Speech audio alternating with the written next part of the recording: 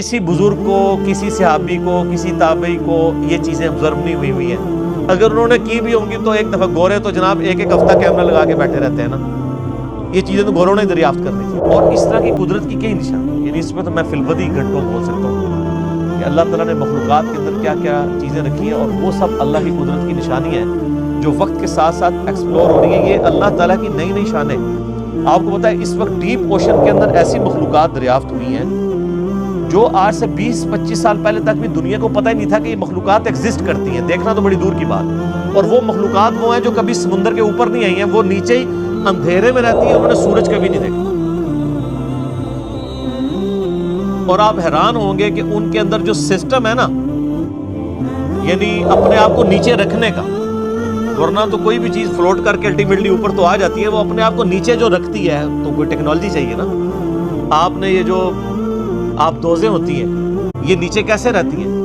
اس کے اندر پانی بھرا جاتا ہے باقاعدہ، پھر وہ وزنی ہو جاتی ہے، وہی فورس آف بوائنسی سے بڑھ جاتا ہے ان کا اپنا ویٹ، تو وہ نیچے بیٹھ جاتی ہیں.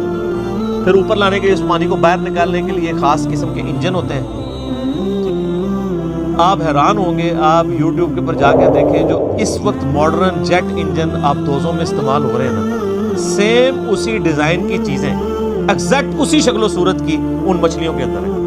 سیم اسی کا ان کا جو ہے وہ ڈیفیوژن سسٹم ہے. اب آپ لوگ تو چونکہ انجینئرنگ کی فیلڈ کے نہیں ہیں تو اس لیے آپ کو سمجھانا مشکل ہوگا.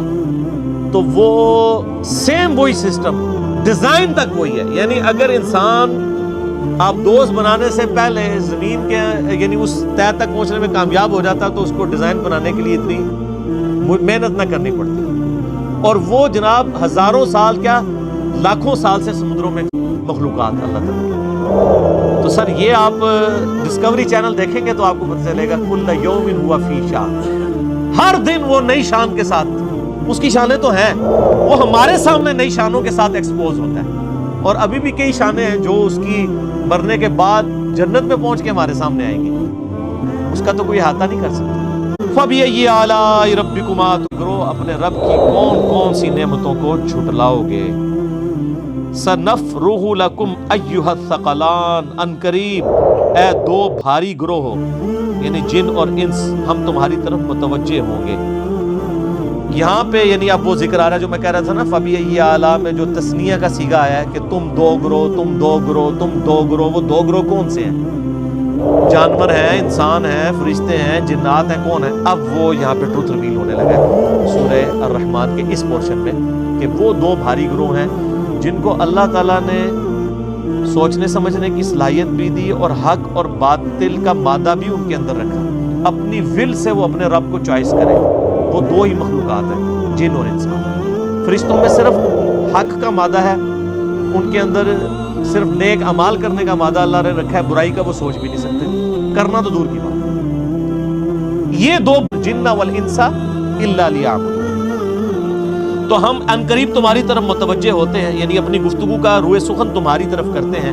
کذبان، تو تم دونوں گروہ اپنے رب کی کون کون سی قدرت کی نشانیوں کو، نعمتوں کو جھٹلاؤ گے.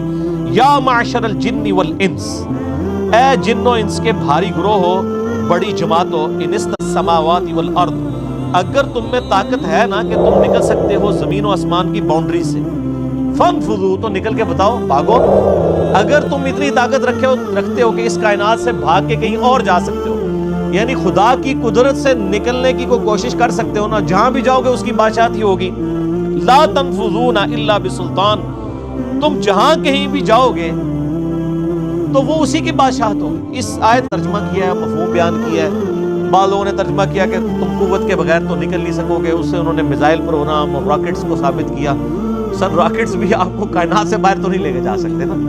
اصل اس کا ترجمہ یہ ہے تم نکل کر کہیں بھی چلے جاؤ اسی کی سلطانیت، اسی کی بادشاہت ہوگی. تم جہاں مرضی چلے جاؤ.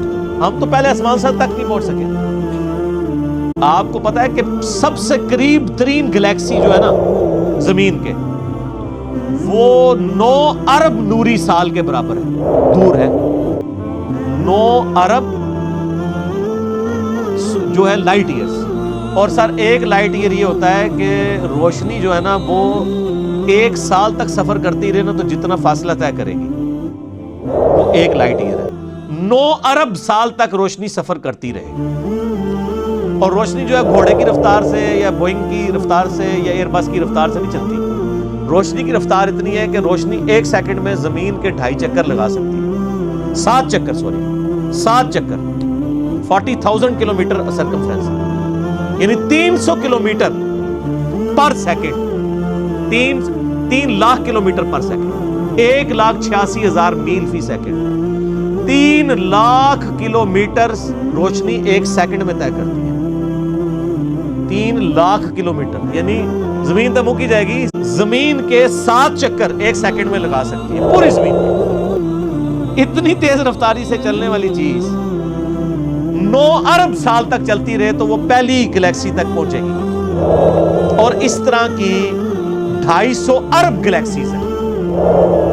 اور ارب کا فگر میں نے آپ کو بتایا تھا کہ اگر آپ 24 گھنٹے گنتے رہے نا تو 25 سے 30 سال چاہیے 1 ارب گننے کے لیے، اتنا بڑا فگر۔ تو اللہ تعالیٰ ماتا نکل کے بتاؤ نا اللہ کی بادشاہت، فَبِأَيِّ آلَاءِ رَبِّكُمَا تُكَذِّبَانِ، تم اپنے رب کی قدرت کی کون کون سی نشانیوں کو جھٹلاؤ گے؟